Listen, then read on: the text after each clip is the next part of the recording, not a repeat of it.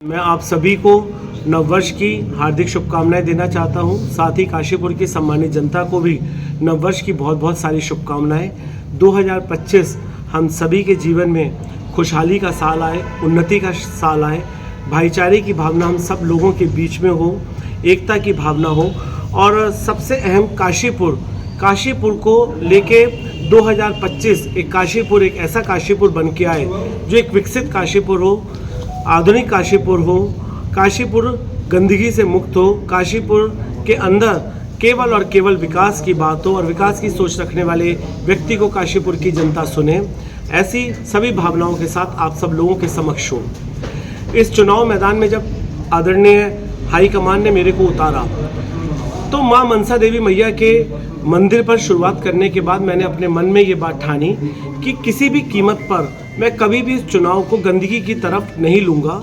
एक बहुत ही आपसी भाईचारे के साथ और बहुत प्रेम के साथ इस चुनाव को आगे बढ़ाऊँगा, क्योंकि चुनाव होने के उपरांत हम सभी लोग एक दूसरे के साथ रहते हैं, सुख और दुख में सब लोग एक दूसरे के साझा करते हैं। लेकिन जिस तरीके से मैं कल से गतिविधियाँ देखनी मैंने शुरू करी, उस बात से मुझे आप सब लोगों को परेशान करना पड़ा।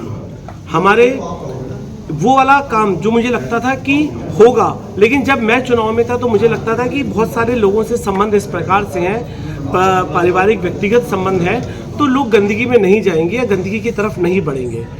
कल से इतना बड़ा काम भारतीय जनता पार्टी के द्वारा किया जा रहा है, जिससे मैं और मेरे समस्त कांग्रेस पार्टी के पार्षद बुरी तरीके से हिले हुए हैं। कांग्रेस पार्टी के पार्षदों के ऊपर इस तादाद में दबाव बनाया जा रहा है, उनके ऊपर उनको मारने का, पीटने का, धन बल के ऊपर उनके ऊपर हावी होने का, कि किसी भी कीमत पर आज वो पर्चा वापस ले लें।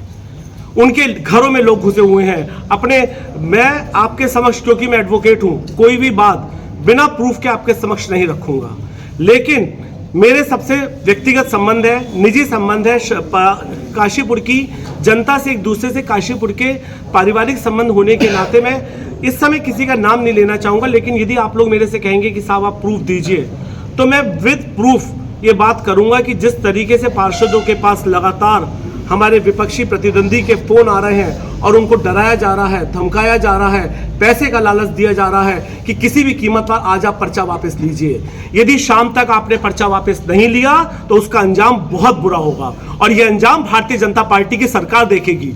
क्या भारतीय जनता पार्टी की सरकार इस तादाद पर गिर जाएगी कि कांग्रेस के पार्षद को खड़ा तक नहीं होने देगी? हमसे मूलभूत अधिकार, पहले हमसे वोट छीनने का अधिकार आप ले लेंगे। पहले आप चुनाव नहीं करा रहे थे, आज की तारीख में आप चुनाव करा रहे हैं, तो जो लोग खुशी खुशी चुनाव लड़ना चाहते हैं, आप उनसे चुनाव लड़ने का अधिकार छीनना चाहते हैं। सबकी सब उन लोगों की वीडियोस बाकायदा मेरे पास हैं, लेकिन मैं उन लोगों के नाम नहीं खोलना चाहता। अभी मैं इस बात के आप सब लोगों के सामने चैलेंज करना चाहता हूं कि इस बात के लिए तुरंत रुक जाएं वो लोग। और इस शहर में जो गंदगी का माहौल पैदा करना चाह रहे हैं, जो कांग्रेस के पार्षदों को डरा रहे हैं, धमका रहे हैं, पैसे का लालच दे रहे हैं, यदि ये हरकत उन्होंने करने की कोशिश करी तो ये काशीपुर की जनता इनको माफ नहीं करेगी। काशीपुर की जनता ये जानती है कि इन गुंडों को किसी भी कीमत पर शहर में नहीं आने देना चाहते, और वो गुंडागर्दी शुरू हो गई। वो गुंडागर्दी पार्षदों से शुरू हो गई। वो गुंडागर्दी होने नहीं दूंगा किसी भी कीमत पर। यदि कोई भी व्यक्ति ये चाहेगा या कोई भी विपक्षी का गुंडा करना चाहेगा कि मैं अपने पार्षदों को, मैं उसको डरा के बैठा लूंगा, गुंडागर्दी करके बैठा लूंगा, पैसे का लालच देके बैठा लूंगा, तो ये बात वो समझ ले, ये बात करने नहीं दूंगा किसी भी कीमत पर। शहर की जनता के सामने ये बात खोल कर रखना चाहता हूं, और आप सब लोग पूछ लीजिए उनसे।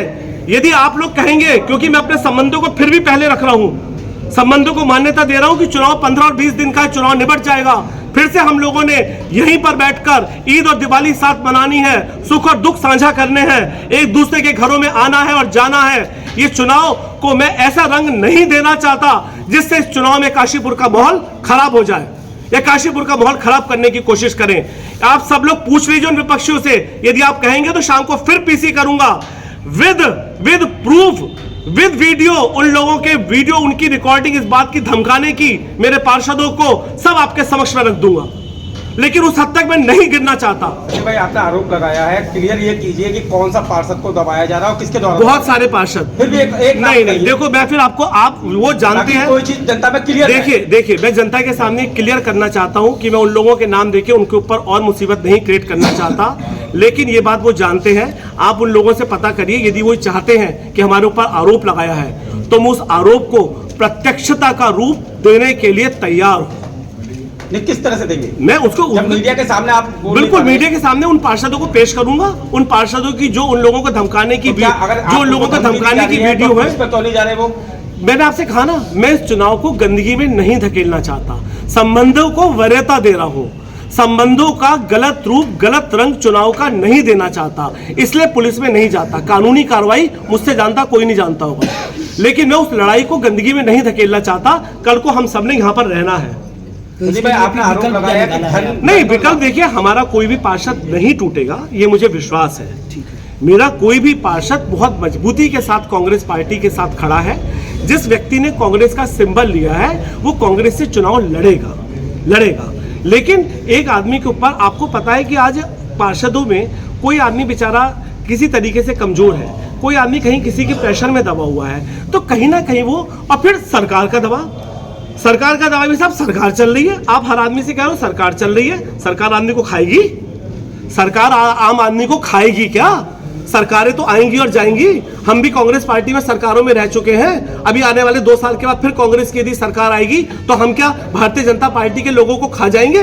वो स्वर्गीय नारायण दत्त तिवारी जी थे जिन्होंने, मेयर उषा चौधरी जी जब बनी तो निष्पक्षता के साथ काशीपुर का विकास करने के बाद सबसे पहले 10 करोड़ रुपए यदि उन्होंने पास करा नगर निगम के लिए तो स्वर्गीय नारायण दत्त तिवारी थे। उन्होंने पार्टीवाद से ऊपर उठकर, उन्होंने जाति से ऊपर उठकर, उन्होंने राजनीति से ऊपर उठकर भारतीय जनता पार्टी की मेयर को सबसे पहले काशीपुर के विकास करने के लिए पैसा दिया। ये सोच है कांग्रेस पार्टी की, ये कांग्रेस पार्टी की विचारधारा है, ये कांग्रेस पार्टी की नीति है। ये कांग्रेस पार्टी जानती है कि कांग्रेस पार्टी विकास करना जानती है। कांग्रेस पार्टी लोगों के बीच में जाके उन लोगों को, जब चुनाव जीत जाते हैं तो चुनाव के बाद उनका मकसद बीजेपी कांग्रेस करना नहीं है, चुनाव के बाद क्षेत्र का विकास करना है। तो मैंने आपको इससे बड़ा एग्जाम्पल क्या हुआ कि स्वर्गीय नारायण दत्त तिवारी और उषा चौधरी मेयर, आप पूछ के आइए, उषा चौधरी जी का इंटरव्यू जाके दीजिए। उषा चौधरी जी एक बार स्वर्गीय नारायण दत्त तिवारी जी के पास गई और जाने के बाद तुरंत उन्होंने, करोड़ में नहीं कहता कि 10 करोड़ थे, 15 करोड़ थे, क्योंकि वो ऊपर नीचे हो सकते हैं, लेकिन अब तुरंत जाके चाहिए पहली किस्त पहली बार में स्वर्गीय नारायण दत्त तिवारी जी ने पेश करी। और काशीपुर में जो सबसे पहले सड़कें, सबसे ज्यादा विकास जब कभी हुआ तो जब नारायण दत्त तिवारी जी मुख्यमंत्री थे और उषा चौधरी यहाँ पे मेयर थी, और वो दूसरी पार्टी की मेयर होने के उपरांत भी मेरे ख्याल से चेयरमैन थी, मेयर नहीं थी, शायद चेयरमैन थी, वो उस समय चेयरमैन थी, नगर पालिका था। तो सबसे ज्यादा विकास उस समय हुआ। संदीप जी, आपने आरोप लगाया है, उसे क्लियर कीजिए, धमकी दी जा रही है या फोनों के माध्यम से व्यक्तिगत उनके घरों पर जाकर उनके परिवार वालों को धमकाया जा रहा है, उनकी माताओं को, बहनों को कहा जा रहा है कि आपके बच्चों के लिए उचित नहीं होगा यदि ये चुनाव लड़े। आज शाम तक यदि उन्होंने पर्चा वापस नहीं लिया तो गलत होगा। पहले उनके संग प्यार की भाषा अपनाई जा रही है, दूसरी भाषा उनके संग पैसे की अपनाई जा रही है। जब वो प्यार की भाषा नहीं समझ रहे, पैसे की भाषा नहीं समझ रहे, तो तीसरी भाषा आप समझ सकते हैं कि वो क्या समझाएंगे। क्या ये व्यक्तिगत कोई एक व्यक्ति कर रहा है, भाजपा नेता है या अलग? नहीं, अलग उनके 3-4 जो लोग हैं और स्वयं कैंडिडेट भी, 2-3 लोगों के पास स्वयं कैंडिडेट ने फोन करे कि साहब ये मेरी इज्जत का सवाल है, तुम बैठ जाओ।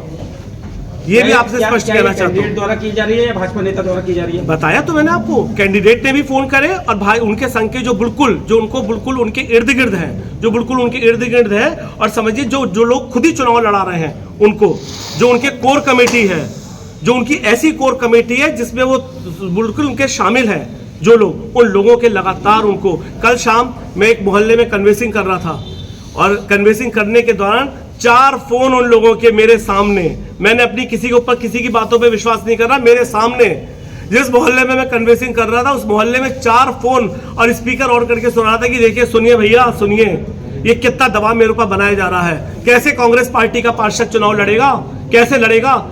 जो आदमी चुनाव लड़ने के दौरान, जीतने के दौरान लोगों को धनों से खरीद रहा है, गुंडागर्दी से कर रहा है, वो कर को यदि बन गया तो इस शहर का विनाश हो जाएगा।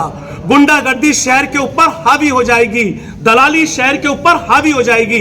काशीपुर की सम्मानित जनता से निवेदन करना चाहता हूं, यदि इस गुंडागर्दी को आगे बढ़ने से रोकना चाहते हैं, यदि इस दलाली को आगे रोकना चाहते हैं, तो निवेदन करता हूं, व्यक्ति को चुनिए, व्यक्तित्व को चुनिए, काशीपुर के विकास को चुनिए, ऐसे लोगों को सिरे से नकार दीजिए। ये चुनाव मेरा चुनाव नहीं, अपितु ये चुनाव काशीपुर की जनता का चुनाव है। काशीपुर की जनता यदि काशीपुर को आधुनिक तरह से आगे बढ़ाना चाहती है, विकसित करना चाहती है, काशीपुर में सौंदर्यीकरण से युक्त करना चाहती है, काशीपुर में भाईचारे की भावना पैदा करना चाहती है, अपने युवा साथियों को नशे से मुक्त कराना चाहती है, तो आपके सामने आपका भाई ये विकल्प संदीप सहगल उपस्थित है। ये निवेदन करना चाहता हूं, सबकी सेवा सबका प्यार जो ये नारा है, आप सबकी सेवा करने के उपरांत आप सबसे प्यार और आशीर्वाद पाना चाहता हूं, और एक खुशहाली, एक भाईचारा, एक एकता, एक विकास की भाव रखते हुए आप सबके बीच में आया था। और ये वादा करता हूं आप सबके सामने, जो ये वादे आप सबके समक्ष कर रहा हूं, ये वादे जमीन पर उतार कर आपके समक्ष रखूंगा। यही सारी बातें मुझे आज आप सबसे करनी थी। क्वेश्चन है, क्या आज नाम वापसी के बाद वो पार्षद प्रत्याशी सामने आएंगे मीडिया के? निश्चित आएंगे। जो बेचारे दबाव में आ गए होंगे, मुझे उम्मीद है कि कोई भी पार्षद हमारा दबाव में नहीं आया होगा, लेकिन आप समझ सकते हैं अलग अलग व्यक्ति की अलग अलग विचार होते हैं, अलग अलग व्यक्ति का अपना अलग मस्तिष्क होता है, उसके ऊपर एक तरीके से दबाव सहने की अलग व्यक्ति की अपनी एक लिमिट होती है। तो कोई व्यक्ति उस लिमिट को 100% तक क्रॉस कर जाता है, कोई लिमिट क्रॉस नहीं कर पाता, बेचारा वो टूट जाता है। तो जो पार्षद टूटेंगे वो आपके सामने आ जाएंगे, शाम को 5 बजे दिख जाएंगे वो कौन से पार्षद है जो बेचारे टूट गए।